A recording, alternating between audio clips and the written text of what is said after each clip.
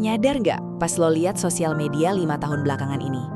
Ngerasa nggak lo ada yang ironis pas ngeliat energi besar umat kita habis cuma buat ngeributin hal-hal yang sifatnya ritual remeh? Kita bisa debat berhari-hari, gontok-gontokan, sampai saling kafir-mengkafirkan cuma gara-gara masalah celana cingkrang, panjang jenggot, atau siapa yang paling sunnah dan paling lurus. Sementara di seberang sana, di belahan dunia barat, orang-orang lagi diskusi alot gimana cara bikin koloni di Mars, ngeracik algoritma artificial intelligence yang makin pintar tiap detik, atau nemuin obat buat penyakit yang selama ini dianggap mustahil disembuhin. Kenapa kita jadi umat yang hobinya nostalgia masa lalu, tapi lumpuh di masa depan? Kenapa kita yang dulunya pegang kendali bintang-bintang di langit, sekarang cuma jadi penonton di pinggir lapangan sejarah? Jawabannya jauh lebih gelap dari sekadar kita dijajah bule. Jawabannya ada pada sebuah pengkhianatan dari dalam rumah kita sendiri. Sebuah bunuh diri peradaban yang rapi banget ditutup-tutupi pakai narasi palsu selama ratusan tahun. Jawabnya bisa dimulai dari Baghdad, kota metropolis yang memilih bunuh diri. Kita selalu didongengkan kalau Baghdad hancur murni karena keganasan Mongol yang barbar. Kita diposisikan sebagai korban takdir yang gak berdaya. Tapi kalau lo bongkar dokumen intelijen sejarahnya, lo bakal nemu fakta yang bikin mual. Baghdad itu gak dibunuh Mongol. Baghdad itu bunuh diri. Bayangin sebuah kota yang kaya raya, pusat perdagangan dunia, tapi dalamnya udah jadi cangkang kosong yang dimakan rayap korupsi. Pejabat-pejabatnya gila harta, jabatan militer dijual ke penawar tertinggi tanpa peduli kompetensi. Dan yang paling bikin emosi, pemimpin tertingginya, Khalifah Al-Mustasim Billah, adalah seorang bilioner yang untouchable, gak kesentuh sama realita. Pas pasukan Mongol udah mulai gerak menuju kota, sang Khalifah malah asyik main burung eksotis di istana. Hidup di dalam gelembung delusi kalau gelar wakil Tuhannya otomatis jadi perisai fakti. Puncaknya, dengan alasan penghematan anggaran demi gaya hidup hedon elit istana, dia ngelakuin demilitarisasi gila-gilaan. Pasukan elit yang tadinya berjumlah 100.000 orang dipangkas paksa tinggal kurang dari 20.000. Puluhan ribu tentara kebanggaan kita di PHK massal tanpa pesangon, sampai mereka luntang-lantung jadi kuli panggul sampah dan pengemis di pasar Baghdad, cuma buat nyari sesuap roti. Makanya jangan heran kalau kota terhebat di dunia itu takluk cuma dalam waktu 13 hari pengepungan.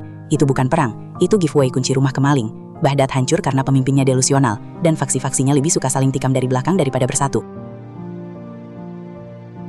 Tapi kehancuran fisik itu cuma pembukaan. Tragedi sesungguhnya adalah saat otak peradaban kita dimaling secara terstruktur. Lo pasti tahu nama Nicolaus Copernicus, orang yang dipuja-puja sebagai bapak sains modern karena teorinya kalau matahari itu pusat tata surya. Fakta forensiknya nunjukin kalau sang bapak sains ini tertangkap basah sebagai tukang jiplak. Dia ngambil teknologi geometri bernama Tusi Couple, buatan ilmuwan Maraga Nasir al-Din al-Tusi.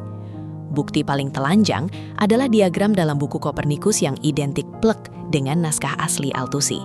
Saking malesnya Copernicus, dia bahkan nggak ngerubah sistem notasinya. Huruf Arab alif, ba, jim, dal cuma diterjemahin secara fonetis jadi A, B, G, D di buku Latinnya. Siapa yang jadi bandar besar penyelundupan naskah ini? Ternyata ada sindikat mafia kerah putih bernama keluarga Medici di Italia.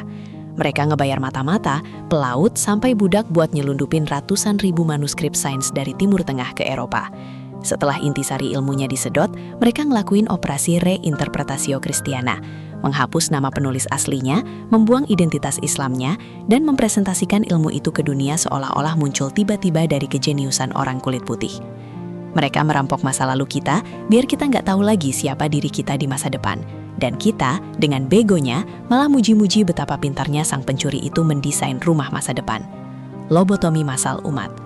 Yang paling nyakitin sebenarnya bukan pas ilmu kita dicuri, tapi pas kita dipaksa buat jadi bego secara sukarela lewat manipulasi teologis yang kejam. Setelah trauma genosida Baghdad, muncul rezim militer Mamluk yang statusnya ilegal karena mereka eks-budak yang kudeta. Mereka ketakutan setengah mati sama rakyat yang cerdas dan kritis.